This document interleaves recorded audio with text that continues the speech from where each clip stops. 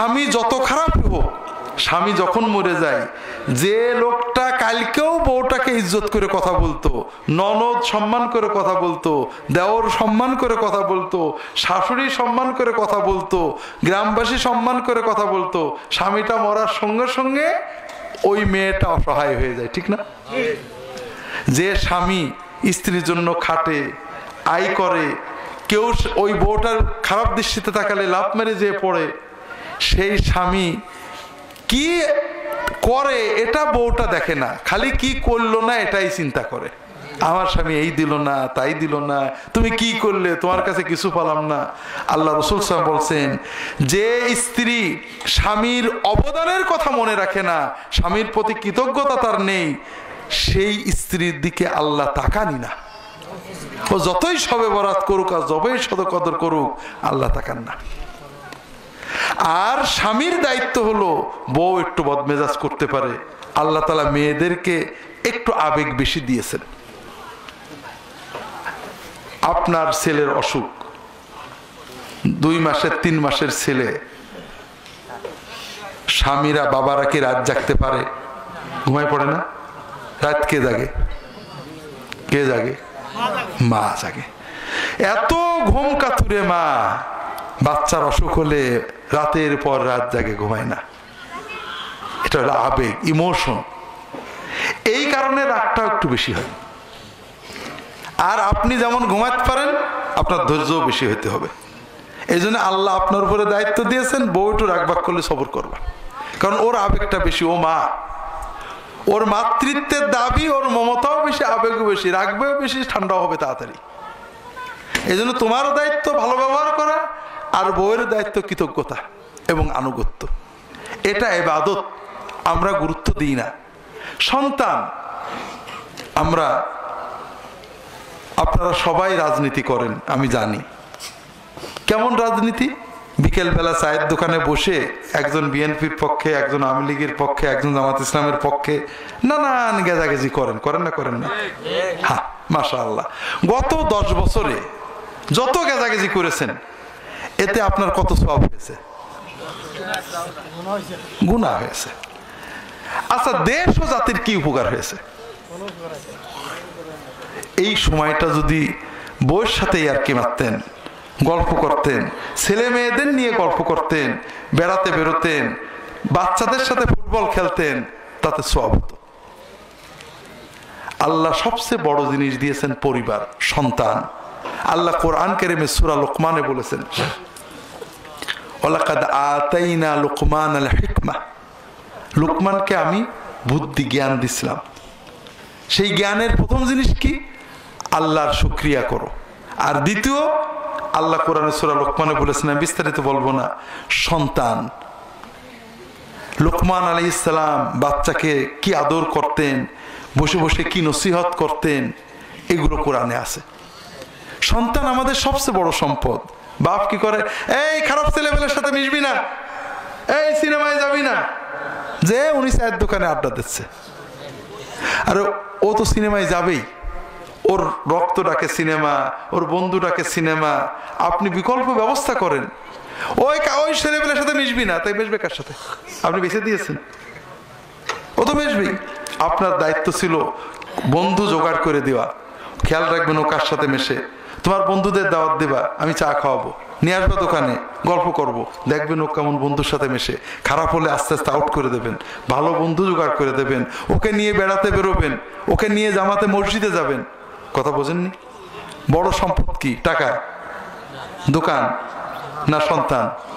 সন্তান। কাজেই আল্লাহ সন্তানদের সাথে সময় দেওয়া, আমাদের রাসূল সাল্লাল্লাহু আলাইহি ওয়াসাল্লাম সন্তানদের সাথে সময় দেওয়াকে ইবাদত বলে গণ্য করেছেন। এজন্য এগুলোর দিকে খেয়াল রাখবেন। সন্তানদের সাথে গল্প করবেন, বসে থাকবেন, মসজিদে নিয়ে যাবেন, বউয়ের সাথে সময় দেবেন, স্বামীর সাথে সময় দেবেন। এইভাবে প্রতিদিন আমরা হাজার হাজার নেকি বাড়াতে পারবো। কথা কি বুঝতে পেরেছেন? আর একটা কাজ আমরা বাংলাদেশের মুসলমানরা করি না, সেটা হলো আমরা বোবা শয়তান, শয়তানুন আখরাস। কথা বোঝেননি? এই যে আপনারা মুসল্লি মানুষ, আপনাদের আশেপাশে আত্মীয় স্বজনের ভিতরে বেনামাজি নেই, বেরোজাদার নেই, গুনাহ করে বেপরদা মানুষ নেই? মহিলারা যারা নামাজ পড়ে আশেপাশে বেপরদা মেয়ে ছেলে নেই? আপনারা কি প্রতিদিন দু একজনকে একটু নসিহত করেন? চায়ের দোকানে চা খান, দোকানদার নামাজ পড়ে না, জানেন তো?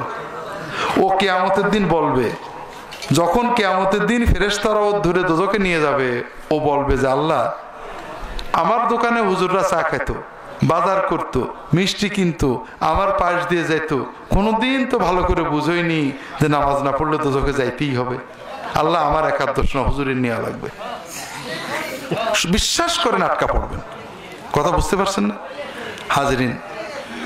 আমরা এই যে এই মুসলমান যারা এখানে আছি কয়েকশো, প্রত্যেকে দিনে একজনকে নামাজের দাওয়াত দেব। আমাদের কয় টাকা খরচ হবে? নামাজের দাওয়াত দিলে মারে এমন মুসলমান বাংলাদেশে আছে? হ্যাঁ, আমরা অন্যায় করি। এই তুই নামাজ পড়লি কেমন মুসলমান, নামাজ পড়। তখন ও রাগ করে, নামাজ না পড়লে কি ইমান ঠিক আছে? কারণ আপনি বলেছেন খারাপ করে। কথা বোঝেননি? আমাদের দেশে ইন্স্যুরেন্স কোম্পানি আছে না, ওর এজেন্টরা আছে না, আপনাদের কাছে যায় না? অনেক বুঝই, বুঝানোর পরে আপনি যখন এই বাদ দে সব চিটারি, ও কি গাল দেয় নাকি? রাগ করে? কেন করেন? ওর রাগ নেই? ওর রক্ত মাংসের মানুষ না? তো রাগ করে না কে? হ্যাঁ, ওর একটা ব্যবসা আছে। ও জানে তেল টেল মেরে কোন রকম আপনাকে ঢুকাতে পারলে ও কমিশন পাবে। আপনারও একটা ব্যবসা আছে। কার সাথে? কোন রকমে একজন মানুষকে যদি মসজিদে ঢুকাতে পারেন, ও জীবনে যত নেকামল করবে, ওর ওসিলায় জীবনে যত নেকামল হবে, কিয়ামত পর্যন্ত আপনি 100% কমিশন পাবেন। কাজেই আল্লাহর কাছে ফজরের নামাজ পড়ে কাইন্দে কেটে, আল্লাহ আজকে ওই কাস্টমারটা ধরবো, আল্লাহ তুমি দয়া করে আমার মাধ্যমে ওকে মসজিদে নেবে, আর কেউ যেন চান্স না পাই, আল্লাহ আমি ওকে মসজিদে নিয়ে আমি জান্নাতে যাব। দোয়া করে বেরোবেন, ওর ধরবেন। ও একবার না ধরলে, ভাই একটু চল, একবারের জন্য চল, তোর আমি মসজিদে নিয়ে আমি আল্লাহর জান্নাতে যাব। দেখবেন ও চলে আসবে, জোকের মতো ধরবেন। যতই রাগ করুক কিছু বলবেন না, আদর করে, কারণ আপনার বিজনেস আছে কার সাথে? হ্যাঁ, কমিশন এজেন্ট এত রাগ, কিন্তু ও বিজনেসের চিন্তায় রাগ করে না। আপনি রাগ করবেন না। যদি এক কথাই চলে আসে তাহলে সওয়াব বেশি না 5 বার গাল দিয়ে রাগ করে আসলে আপনার সওয়াব বেশি? কাজে আপনি খুশি হবেন, আলহামদুলিল্লাহ ভালো কাস্টমার পাইছি, সওয়াব বাড়তেছে। ঠিক আছে না?